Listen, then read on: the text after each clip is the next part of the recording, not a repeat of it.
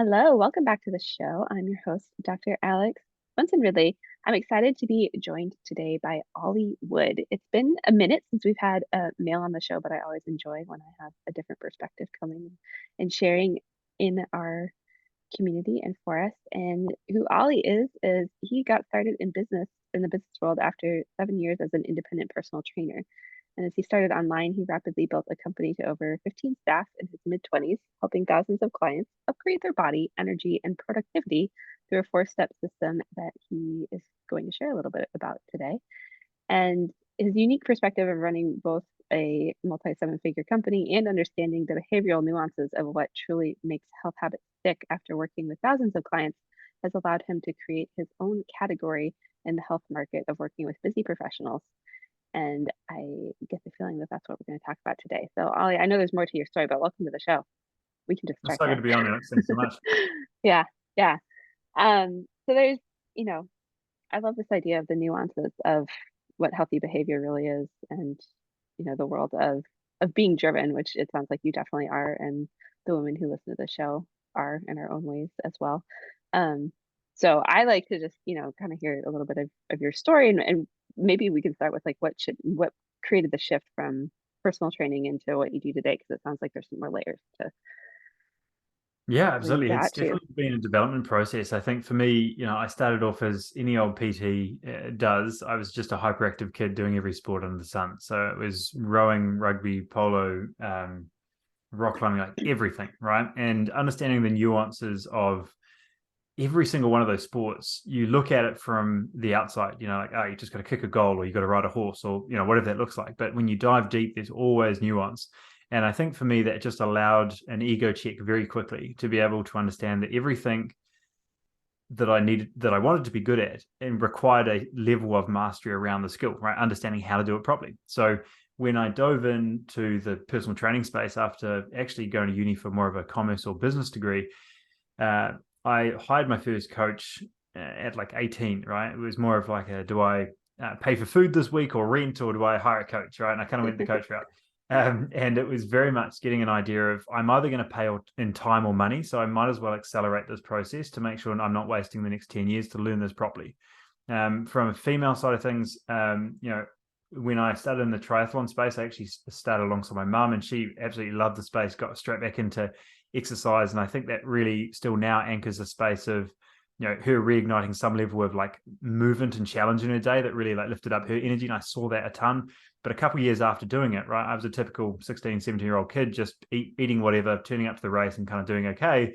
But I started to see her, missing certain meals. Her recovery was terrible, and just starting to see like everyone's not going through this the same way, right? Mm-hmm. From a diet standpoint, not every diet's going to work for everyone, but not one diet's going to work for me or her all of the time, right? So seeing how that had to change over time, seeing the new things and fads and all that we know now that aren't particularly helpful, with like clearly there's something more happening here, right? So that was really a planted seed very early on. Hormonally something's going on, and clearly I'm not getting that. So when we moved into a personal training space, working with my own coaches, really doubling down on exercise, I quickly built up a company around, working with high functioning, driven individuals in a business and corporate space, and we were maximizing every aspect of training. Right, we're looking at how they moved, the progression of training over time. But a couple of years into that, I started to realize I was working with less than 5% of the actual picture, because everyone was walking through with so much stress and inflammation that there was no ability to recovery or capacity to actually, get the results out of the workout. And just ticking the box of did you sweat today didn't actually fix the issue. All right. So for me, it was very much an exploratory, how do I actually make this process better? Because if I'm going to charge for a service, I want to make sure it's world class. So that really became a decade long journey up until now. And I'm sure it'll be another couple of decades long, is taking the time to look at all these areas that I really need to explore. All right. It went from a 100% training conversation to a 30% nutrition, 70% training. Now it became 50% training, 50% lifestyle design, and just understanding the psychological aspects and the hormonal aspects and the gut health and or digestive aspects of what's happening, and realizing that every single one, and this, every single direction there is another 10-year degree, right? So taking the time to look at this in a way of how can I build and develop a system that allows them to go through the sequence in the right order for them, so they actually feel like their body's working on their side, right? So knowing that every personal trainer, right, starts with knowing a couple of things and being very loud about knowing a couple of things. But the more you learn, the more you realize you don't know. So it became a space for me to, naturally build online, because the constraints within the gym simply couldn't provide the service I wanted to provide, right? So as we moved online, we brought in our mindset specialists. We dove deep into psychological change. We brought in our clinical nutritionists and diving deeper into that digestive aspect, the blood work aspect, like really understanding at a cellular level what's going on. And it started to allow us to get an idea of in what order does someone really need to create a game plan or start creating change through the right steps, right? So as we talked about before today, was how do we take the time to tune in, bring awareness to the self-judgment, the self-doubt, the comparison, whatever is getting in the way and actually causing a huge amount of stress before we've even started the game. Because the unfortunate reality is that most people start with a level of pain that actually finally motivates them to get started. But if they're only ever using that as their driver, then it always comes from a level of judgment, a guilt, whatever that negative emotion is, that it becomes very challenging to make something happen long term, right? So it really just changed everything. Training is absolutely still part of our picture, and I think if you can optimize that, we know we're making the most of your 20 minutes in the gym. But taking the time to look at all the other components to really fit that piece of the puzzle allowed us to really get to where we are today, and just try to make sure that we build and construct a system that allows us to work with you in that age and stage of life in the right order and just get your body back on your side. So happy to dive in any part of that you like. Yeah, no, I love so many things about what you said because, I find for myself, actually didn't share with you, I'm a former marathon runner and, like Yeah. have definitely gone through the experience of I trained for, and I actually got injured. So I didn't complete a half Ironman, but I've done, went down the triathlon route too, and all the like push yourself really hard and all this Yeah. stuff. And I think, especially high achieving women, like high achievers in general, this is, maybe this conversation isn't specific to women completely, but we tend to approach everything with like all or nothing, right? It's like, I'm gonna kill myself in the gym or I'm not getting a workout, or Yep. and there's not this time and space. And what I've really learned, because I, personally, and I just speak to this because I know a lot of women in this who listen to this have probably gone down this road. I hit this point where like I literally lost my inner willpower.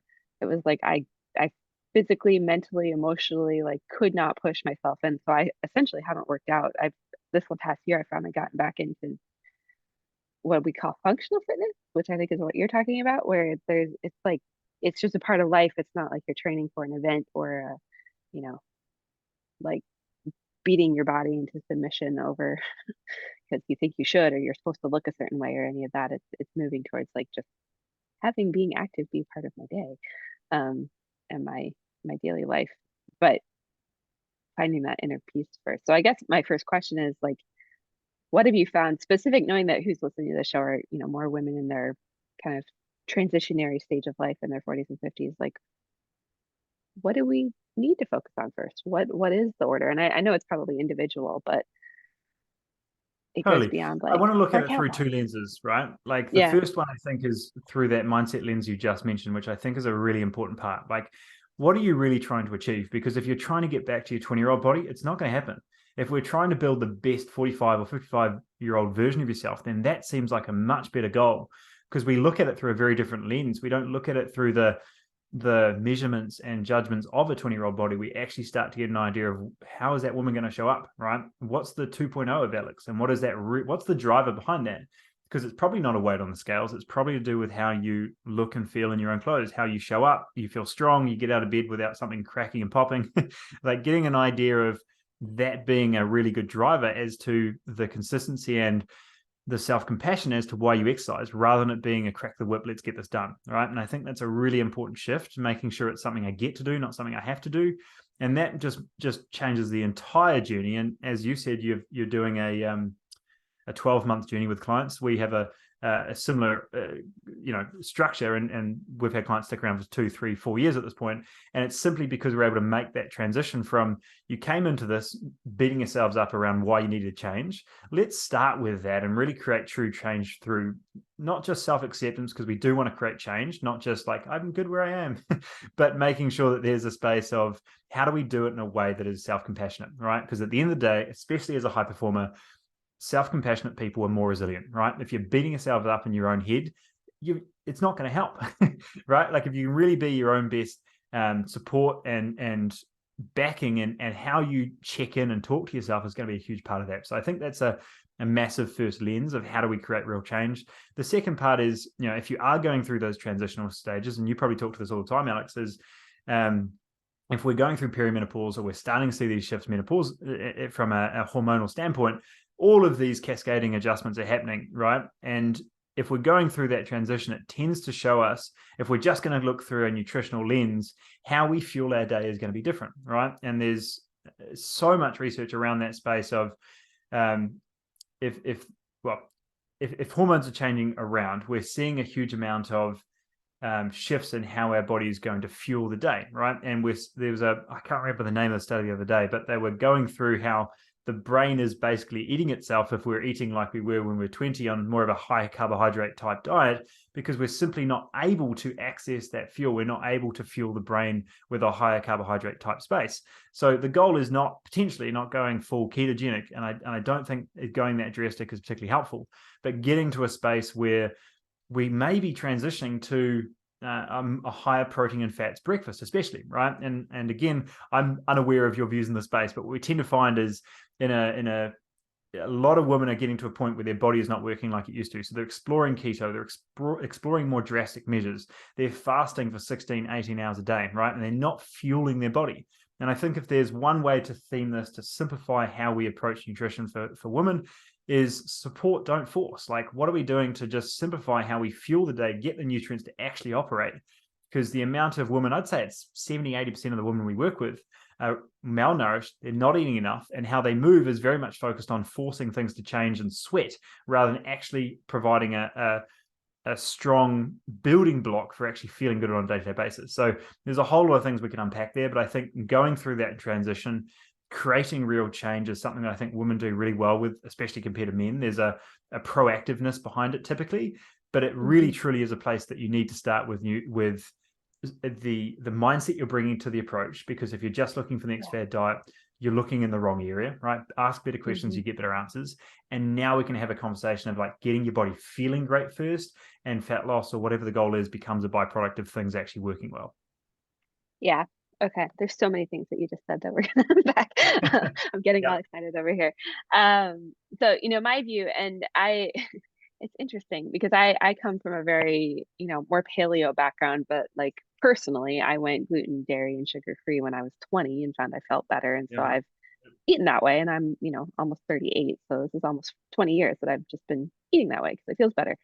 And somewhere in the last 5 years, it stopped feeling good and it stopped working. And so, like so many women, even though I'm overly educated and, dealing with my own imposter syndrome on that version of things, it's like you try to cut more carbs and you try to like do the intermittent fasting thing. And I found it just screws you up more because we inevitably don't eat enough and we're so focused. Like there's so much energy and brain power that is going into these diets that aren't, like you said, they're not supporting the body. And so, you end up frustrated. But like the women I meet that, some of them, I think overeating is still a thing around certain meals, or because we eat so little during the day that then we binge to death on stuff Let's that's touch on really that for a not. second, Alex, because the biggest thing I look at there is it's very rarely to do with hunger, isn't it? Right? It's Yeah.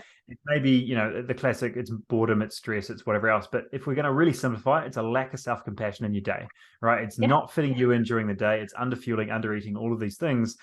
And we get to the end of the day and we try fix it. We try and make up. And whether it's end of day, it's a Friday night, Saturday, that sort of thing, right? It's the end of day. If you feel like there's a craving, binging happening, there's a lack of front loading happening in your day, and it doesn't just come from food. Yeah. Yeah, exactly. And so that's where, like you asked, you didn't know what my, stance on this is. I've had women who have been really successful with intermittent fasting. It's something, I read all the research and whatnot. here's the deal. They eat. It's like during their feeding window, which I think is a weird term, but their eating window, they consume the same amount of food that they would. Like they are eating a significant, their meals are huge. And that's what helps, and everyone's a little different. So, I think like what you said, it's really shifting out of that, and it's really it's a restrictive and like deprivation mindset, and we need to shift out of that to, hey, how do I feel my body so it feels good Yeah, just getting and away from the whole function. like dieting phase, and then what is it, reverse dieting phase. Hmm. I these medals here from that side from a bodybuilding from bodybuilding shows, right? So I had a Right. background for about 6 years where I was focusing on building as much muscle as possible and having as little body fat as possible like there. So Hmm. I absolutely know that world. Like I know what that looks like. I know what it looks like in a good way and a bad way. And I actually ironically found that it was a much better shape, felt much better, recovered much better, actually following the same approach of let's address sleep and stress and like actually having the body working well. And then this whole nutrition Hmm. training game just works so much better. So even if you are looking at it through like a drastic lens like that, I did it the wrong way. And I actually started to learn over time, like tuning in, all of these things Hmm. still apply. So it's not just I'm trying to find a balance here, but trying to make sure that this isn't just a conversation about supporting where you are currently in self-acceptance. Like if you truly want to change, this is also the best outcome, right? And if you're looking to lose Hmm. 20, 30, 40 pounds, this really still truly works better than anything else because you're getting your body back on your side. Yeah. Yeah. And I think that's a big thing. I know, for myself, I had the experience of, I woke up one day and none of my pants fit, and like they Yep. fit me a week before, and it took me on a journey of learning a lot. But the big thing was I had some estrogen imbalance, which was entirely due to stress, and Mm-hmm. I had to go on this journey of figuring all that out. But like, I forgot where I was going with this. Betrayal. So it's like, as a woman, I think like men probably experience this too, but like we literally feel betrayed by our bodies, because it's like we're hammering them, we're working so hard, we're doing all the things that we're supposed to do, which we're essentially telling you that none of those things actually work right now. Let's just call it what it Yeah. is. It's not that they don't work; it's that we're missing some key pieces with it. Yeah, And for women it happens over, as you know, it's like a yeah, 5 to 9 year period. For men, it tends to happen over like a 20-year period. So it definitely yeah, happens, but it's a gradual thing. yeah. And I feel like, watching I have all boys in my house, so I have four sons and a husband. So like they just Yeah. decide they're gonna do something different, and then like the weight falls off, right? And it's like Yeah. women, we have these nuances with, not only like our thought processes and all that, but also how we, process stress is different, how we like the self-talk and the societal and cultural standards we hold ourselves to are kind of running the show and making things harder, I would say. Um, so moving past betrayal, and how do you see, or is this, so a lot of what I talk about is learning to cultivate trust with ourselves again, and finding that inner like safety guidance, because most of us don't feel safe in our bodies, especially if you're in a place of, I call it hormonal chaos, dealing with your thyroid's off and your sex hormones are tanking, and you are moody and either put on weight and can't figure out how to get it off like I did, or you know have been pushing yourself super hard with diets or exercise or any of that. Like, where do you see clients start to cultivate that trust again? What are the I steps? think a really important part of it to address is looking at it through the lens of um, we need to be willing to be bad before we can be good. And what I mean by that is we just don't give ourselves a reasonable time to be good at something, right? Like we expect to be Hmm. good from day one, we expect it to Yeah. change. And if it's been a hormonal issue, I'm not sure what sort of measurement you use here, but I think it's a really nice lens. Is we have so many women come through that say, look, I've had this issue for 15 years. I'm like, well, let's reverse this, at least the amount of years that you've had this issue. Let's reverse that in months. And let's just start with that as a Yeah. nice way to look at it. So that you're looking at this over 12 months, you're not looking at this over, 12 days. Right. And we start to look at different measurements, right? Like if we're just looking at the scale weight, that's not going to be particularly beneficial. I can get you to drop body fat by, you having salmonella, right? Like it's not a quality Mhm. metric of dropping body fat. Taking the time to actually fuel the body, make adjustments, build some muscle tissue, maybe look at things functioning well, the energy side of things, just allowing things to work well and explore the feeling and being confident in that being the goal. And that absolutely, as you mentioned before, is an adjustment of the goal from the start to make sure you actually see it follow through.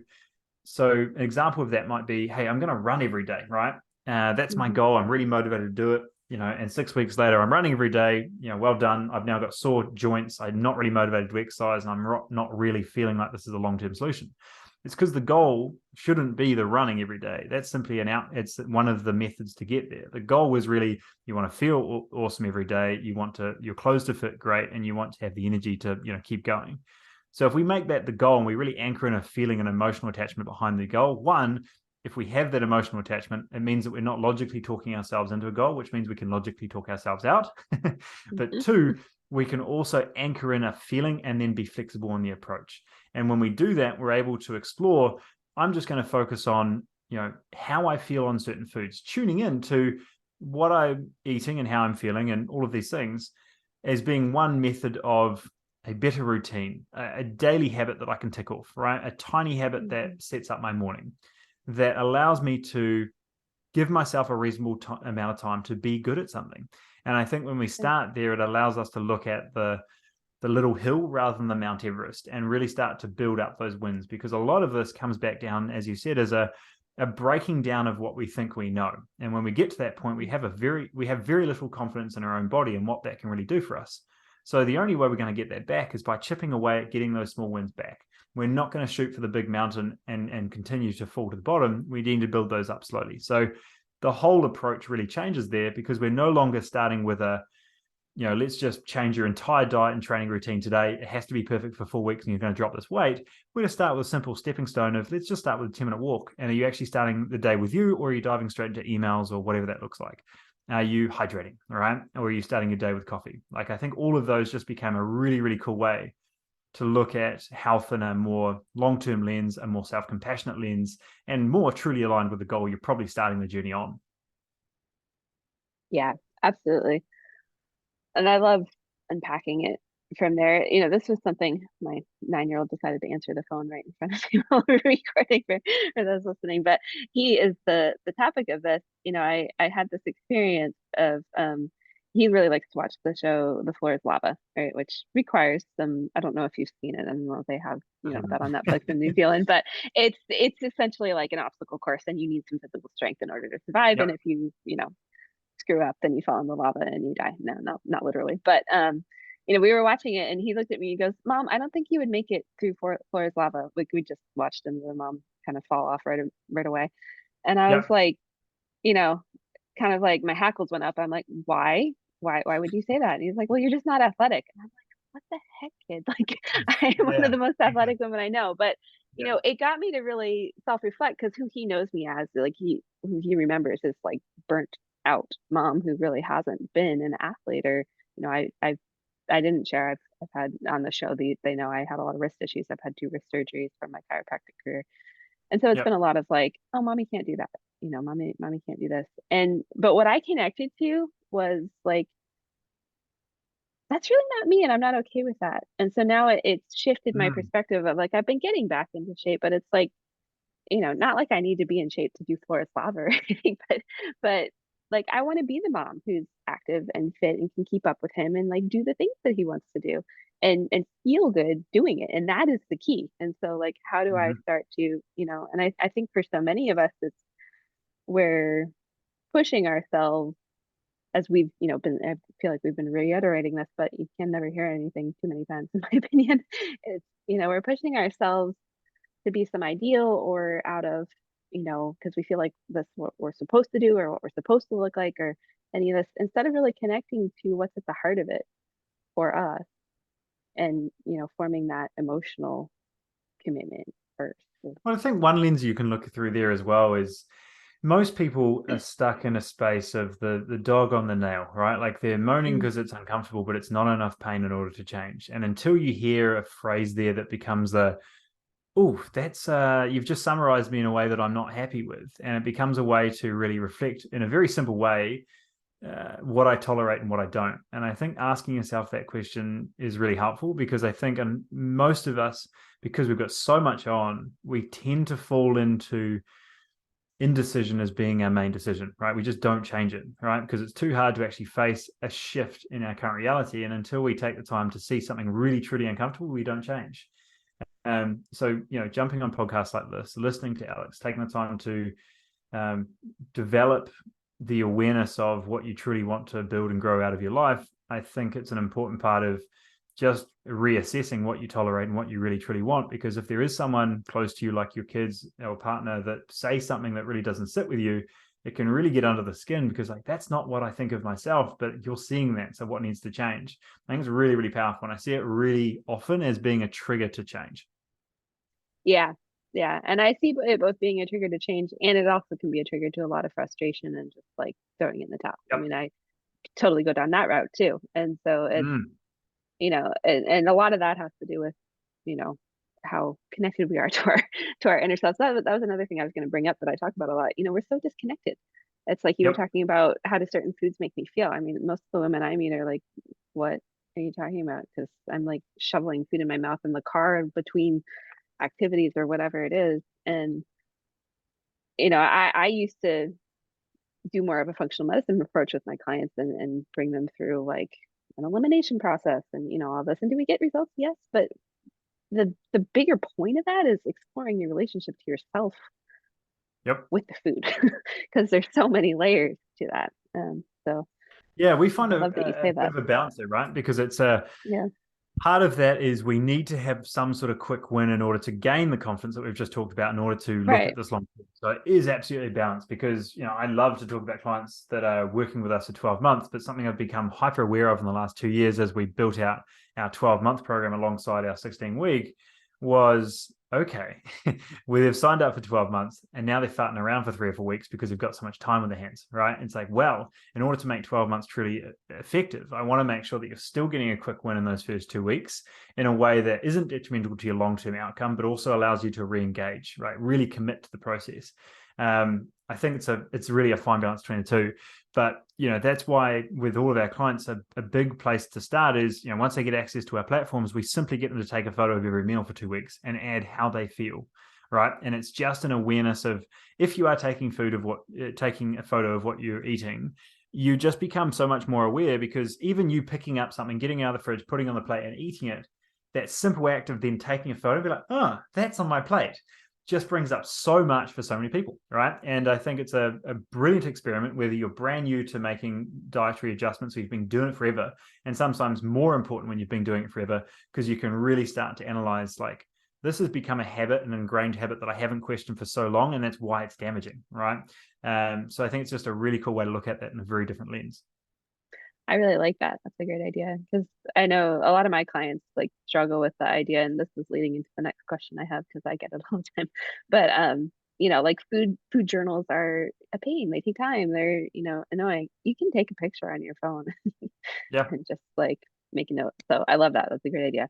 But and that leads into my next question, because I just came off of a group call with my clients before we got on this, and we're this isn't going to come out for a little while, but we're around the holiday season when we're talking about this, so they're all overwhelmed, and it's like the things that are falling off are their workouts, and their eating schedules, or they're eating what they're eating is all out the window. And so I'm curious for you, like, what advice do you have to the high performer and the driven person who is doing all the things? Like, Yeah. how do you interrupt your process enough to start to make some of these changes that we're talking about? Because it does, it takes something in the beginning. You got to learn something new. Yeah, it's Not a fast. really interesting space. It's a really tough space. I had like an hour and a half conversation with two health coaches yesterday that actually run certifications for this stuff, right? And we just nerded out on behavior change for like an hour and a half, talking about this exact topic. And I think if I was to summarize it, it would really be coming back to the I get to, I don't have to. And if you really align with that, that's really something that's in line with your values, with what you really, how you want to show up, then it really becomes a conversation of being the conscious chooser, right? I think that we start to put everything into the automatic category. We must do this. We have to turn up to this, all of these obligations that fill our day. And we haven't taken the time to realize that if we're not here, that all gets given to somebody else. We need to take care of us first.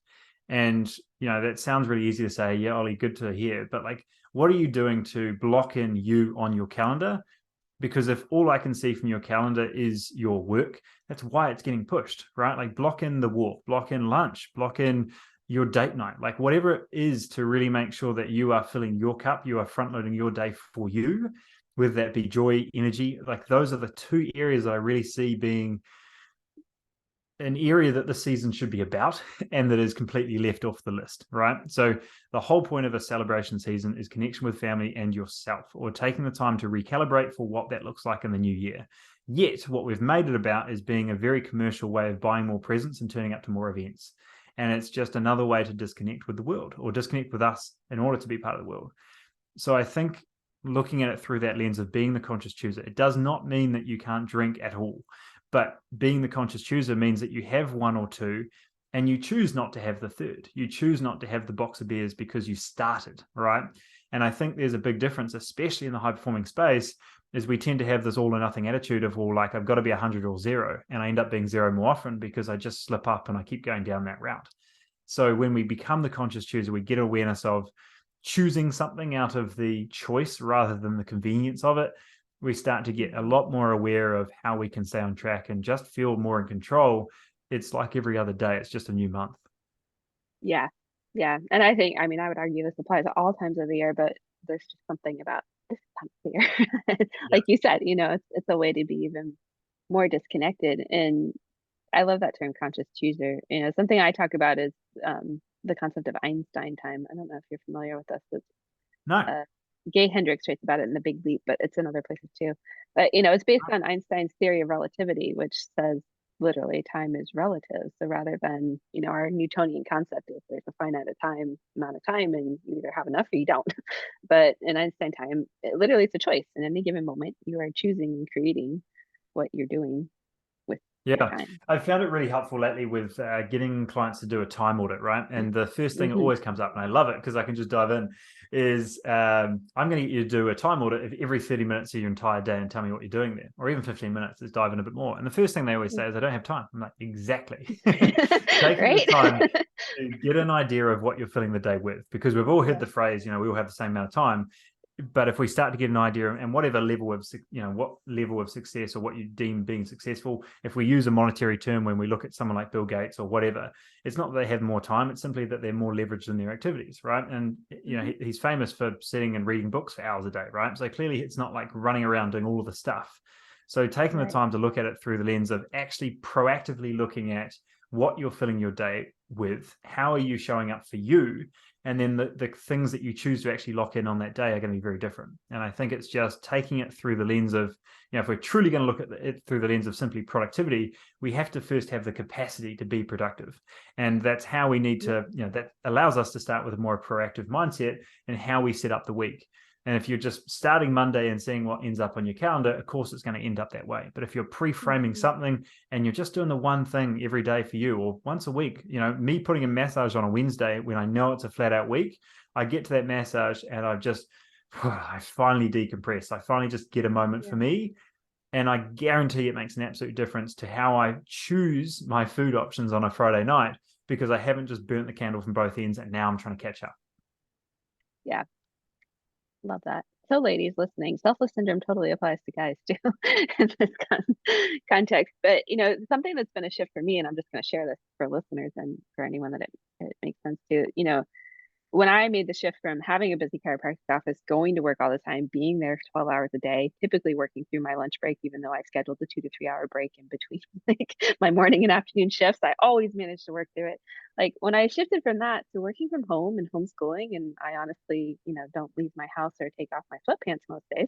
Um, it afforded me the opportunity. And I know not everyone has the opportunity to do that, but what it brought up for me was the shift from like always having to be on and always having to be doing something, and recognizing that those moments that I take to read a book, or I have this really weird daily habit that I share often, but I typically do a coffee enema at some time during my day. And I found like I really have this like it's this reset that I need, and having that flexibility to say like this is what I need right now Mm-hmm. actually makes me more productive and I get more done than if I were just, powering through. Like I'm writing a book right now, and I was talking to one of my clients. She's like, "How do you do all that. And I mean, writing's something that just kind of comes to me, but I actually don't spend hours every day writing. I really like dive in when I'm mentally like in the zone, and then it just floats. I'm like, boom, 20 pages. There we go. I'd love to get your thoughts on that because, Yeah. in the creative space, we saw this initially through lockdowns, right? And it was a really interesting way to see with a lack of structure, people just floundered, right? Like they didn't Yeah. have their own personal structure, that as soon as they got rid of a work 9 to 5 structure, they're just like, what do I do with my day? I feel so much less productive. So in that space of you trying to be creative, I'd love to know if, there's a space where you go feeling and you get an idea of if you're in the zone or not. But I'm assuming there's going to be some bumpers kind of start or end of day to really like, okay, Alex is going to do this first, so I'm in the right mindset, I feel focused, I feel energetic, I've moved for me, whatever. What does that look like for you? Because usually that becomes a nice way to look at it in regards to finding a balance between like freedom within discipline is what we call it. Yeah, yeah, and that's a good way to look at it. And I think, who I am and have always been, I'm probably someone with an insane amount of discipline in Yeah. certain things. But like, some of my big shifts are like how I wake up is important. I do not check email. I do not check social media. Yep. I usually read something that's, inspiring, uplifting to me. I have the flexibility to structure my day so that this was part of the conversation. I had a mom whose son plays hockey, so they're having to get up at 4:20 in the morning most days of the week, and like that's just rough Yep. for everybody, right? Yep. So I have some freedom and flexibility, but it's like creating the space to win, because I used to have a bunch of fires to put out before I even got out of bed and into the shower in the morning. So Mm. and it's figuring out also what works for you. Like no one can replicate Alex's plan, because Totally. it's what works I for think the me. It has thing, to work for you.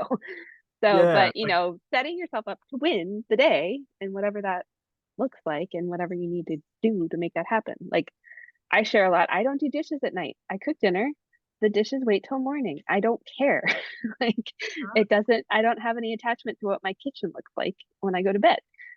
I've been able to let go of some of those things. And I think that's one of the things, like we can keep ourselves really busy on a bunch of stuff that actually doesn't matter and just makes us yeah, I like that. feel Yeah, like yeah. we're If you've got a bit of doing time of day to something. do it. Yeah, Yeah. yeah. And even in that morning routine, right?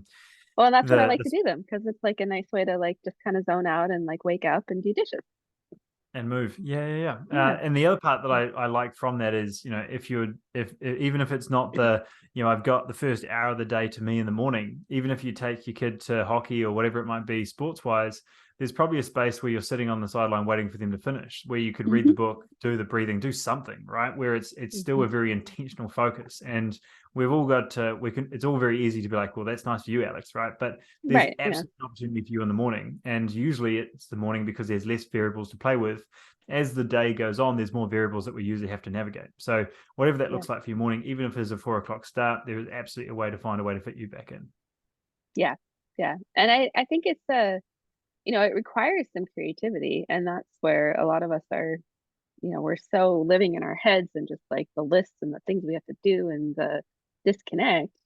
We Mm, don't have the creative space to be like, how do I actually, enjoy my life inside of whatever, time constraints I have between work or kids' activities or whatever yeah. that is. So it's tapping back into that. But yeah, I don't know if you have any insights on No, I probably any of added that mine in more. as I went, but I totally agree. Yeah, Yeah. yeah, yeah. Okay, so let's kind of recap and then see if there's anything else we want to add to this discussion, because I knew it was going to be exciting and good. So it's always good. But we've talked about the shift from, and this is something like, I'll just put it this way because this is how I talk about it, but it's shifting from like all the stuff to do to first getting clear on like why you're doing it and what you really want to create, right? Like that's the mindset piece and in there. And so like allowing the space for that. We've talked about that. We've talked about some of the key components of, the emotional connection to creating change. Um, some of the crazy things that we do that aren't actually helpful in terms of the diet culture and and I would argue the exercise culture as well. I've had clients that I've really challenged them to like, do you have to do spin every day? You can do something. They're like, no, I can go for a walk, or I can do this or that. Like having flexibility in how you exercise is something maybe we could dive into. And then we talked about time. Anything else? Or No, I anything think we're lacking? the underlying theme, and I wrote this down yesterday after watching a call review of one of our coaches, was I think the theme, especially for high functioning women in this space, is the self-judgment around not doing as much as we wish we had is the reason we don't do more. Yeah. And I think if you just look at that through that lens, and the sort of quote I used earlier in the piece around the most resilient people are the ones that are self-compassionate, I think just allows you to look at it a very different way. And if we can take the time to check in with that voice in our head, it's not as our mindset coach said the other day, it's not the first voice that matters, it's the second, right? Like, what do we follow that up with? When you have the I can't, or I don't have time, or I don't have the energy, what's the second voice that comes through? Is it like, yeah, he's right? Or is it, no, I can do this, or I've got the time, I'll make it 10 minutes, I'll halve it, but I'll get it done. And it just allows you to look at it through a very different light. And I think if we find that balance between compassion to make sure that we are actually being our own best friend is huge. So much easier said than done, but we need to address it. And then 2, taking the time to then address the voice in our head. We can talk about it not being the driver, but very much just a suggestion, and taking the time to look at it as, how do we then navigate life from those thoughts? Because we try bring it to be real and physical from the outside, but as you said, we really do need to tune in a little bit more to make sure if we are going to create that change, what are we tolerating? What do we need to remove first? But then 2, how are we going to approach this in a way that we are actually building ourselves along the way? It's something we're leaning into because it actually feels good for us rather than an external force. And when we create that, we have an internal driver that keeps burning rather than having to be ignited by some external flame. Yeah. I'm just processing that. That was really, really great. Ladies, you might want to write this down, because it's totally getting into that. And, I could go off on a tangent on neuroscience and neuroplasticity and how all of this stuff, works, which with someone like science I do because I'm just a nerd. But